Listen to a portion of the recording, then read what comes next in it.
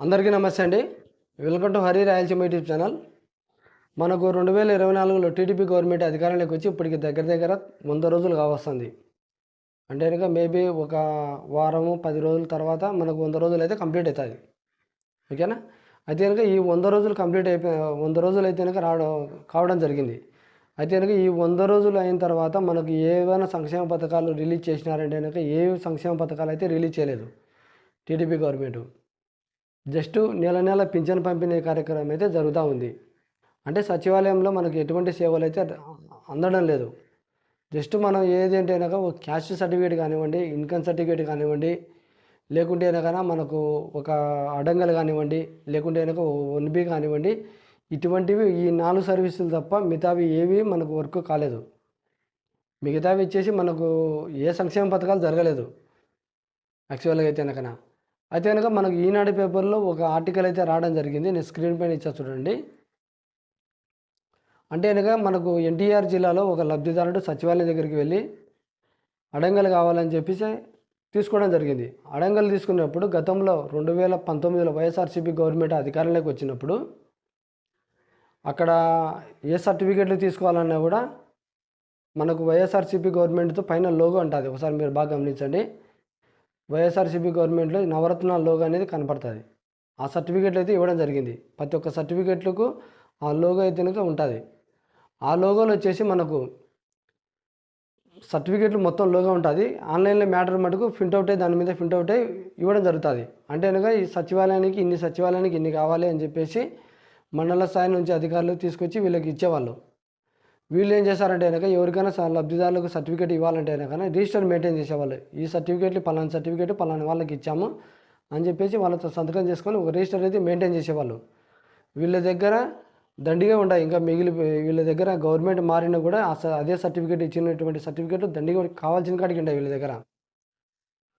ఎందుకంటే గతంలో ఇచ్చినటువంటి సర్టిఫికేట్లు అలాగనే ఉంటాయి. అంటే కనుక అక్కడ ఎన్టీఆర్ జిల్లాలో లబ్ధిదారుడు అడిగినప్పుడు అదే సర్టిఫికేట్ ఇవ్వడం జరిగింది. ఆ ఎన్టీఆర్ జిల్లాలో ఒక లబ్ధిదారుడు అడంగలు కావాలని చెప్పేసి సచివాలయం దగ్గరికి పోయి అడిగినప్పుడు ఆ ఉన్నటువంటి సర్టిఫికేట్ ఇవ్వడం జరిగింది. అలా ఇవ్వడం వలన ఏమైందంటే కనుక ఈ పెద్ద ఇష్యూ అయిపోయింది. దాని ప్రాబ్లం అది ఎందుకు ఇచ్చారు, గవర్నమెంట్ మారింది కదా, టీడీపీ గవర్నమెంట్ అధికారంలోకి వచ్చింది కదా, ఎందుకు ఇచ్చారు అని చెప్పేసి వాటిపైన అయితే ఇప్పుడు చర్చ అయితే జరుగుతూ ఉంది.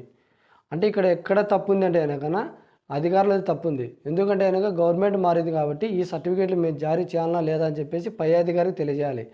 ఆ పై అధికారి కూడా పైన ఉన్నటువంటి గవర్నమెంట్లో ఉన్నటువంటి మంత్రులతో డిస్కషన్ చేసి ఇవి మార్చాలి తొందరగా అని చెప్పేసి వాళ్ళు తెలియజేసి అయినా కన్నా తొందరగా మార్చుకునేవాళ్ళు. ఎందుకంటే గవర్నమెంట్ నిర్లక్ష్యం వల్లనే ఈ తప్పులు అయితే జరుగుతూ ఉన్నాయి. అవునా కదా.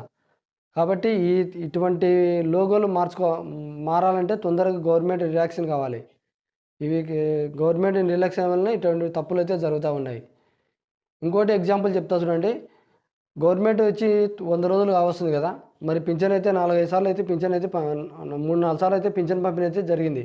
మరి పింఛన్ పంపిణీ బుక్కులు అయితే ఇచ్చినారంటే ఇవ్వలేదు. జస్ట్ ఒక స్లిప్ ఇచ్చినారు, వైట్ స్లిప్లో పేరు, ఐడి నెంబరు, వచ్చేసి ఎటువంటి పింఛన్ తీసుకుంటున్నారు, ఎంత అమౌంట్ తీసుకుంటున్నారు అని చెప్పేసి మొత్తం స్లిప్ ఇచ్చి ఇంతమే వైట్ స్లిప్ అయితే ఇవ్వడం జరిగింది. మళ్ళీ బుక్కులు అయితే ఇవ్వలేదు. అంటే గవర్నమెంట్ నిర్లక్ష్యం వల్లనే ఎందుకు ఇటువంటివన్నీ మార్చలేదని చెప్పేసి గవర్నమెంట్ నిర్లక్ష్యం వల్లనే తప్పులు జరుగుతూ ఉన్నాయి. పోయిన నెల పింఛన్ తీసుకోవాలంటే ఎవరైనా లబ్ధిదారులను చూసినా అనమాట, వైఎస్ఆర్సీపీ గవర్నమెంట్లో ఉన్నటువంటి బుక్కులు తీసుకొని వచ్చినారు. అంటే ఆ బుక్కులు చెల్లుబాటు కావు, తొందరలో బుక్కులు ఇస్తామని కూడా వీళ్ళు చెప్పలేదు. గవర్నమెంట్ నుంచి ఎటువంటి బుక్కులు ఇస్తామని న్యూస్ కూడా రాలేదు. ఎక్కడ తప్పు ఉంది అంటే కనుక గవర్నమెంట్ తప్పు ఉంది. గవర్నమెంట్ నిర్లక్ష్యం వల్లనే ఇటువంటి తప్పులు అయితే జరుగుతూ ఉన్నాయి. ఓకేనా. ఇటువంటి ఆర్టికల్ రావడానికి కూడా కారణం వచ్చేసి అధికారులు తొందరగా రియాక్షన్ అయ్యి తొందరగా మార్చుకోవాలని చెప్పేసి పై అధికారులు తొందరగా యాక్షన్ తీసుకోవడం, వాళ్ళకు మంత్రులు తెలియజేయడం, ఇటువంటి సమస్యలని తొందరగా పరిష్కార మార్గం జరిగితేనే ఇటువంటి తప్పులు అయితే జరగవు. ఓకేనా. ఇది ఓవరాల్గా మనకు ఈనాడు పేపర్లో వచ్చినటువంటి ఆర్టికల్కు. ఇందులో మీరేమనుకుంటున్నారో కామెంట్ తెలియజేయండి. వీడియో నచ్చితే లైక్ చేసి సబ్స్క్రైబ్ చేసుకోండి. Thank you.